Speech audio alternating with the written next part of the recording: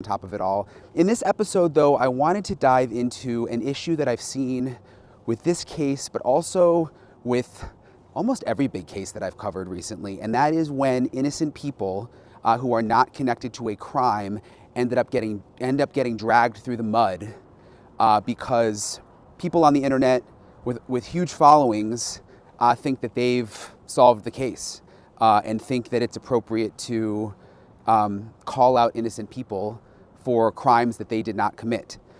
So I'm going to get into examples of that happening in the Nancy Guthrie case, but I also want to dive into a situation with the Bryan Kohberger case because it's all connected in a weird way. And you guys might remember there was this TikTok psychic that decided that it was a professor from Idaho who was responsible for the Idaho murders, despite there being absolutely no evidence and it being an insane theory. Well, it turns out the professor took the TikToker to all the way up to federal court, and there was a trial, and this TikToker now has to pay $10 million for essentially slandering this woman.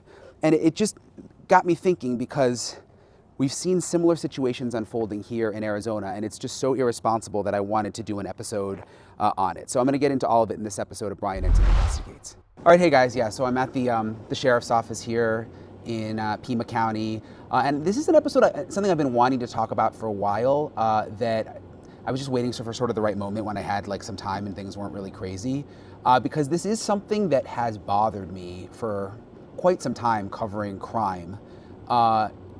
When innocent people, or people where there's just no evidence to prove that they are connected to a crime, end up somehow getting thrown under the bus online, and these things just take off.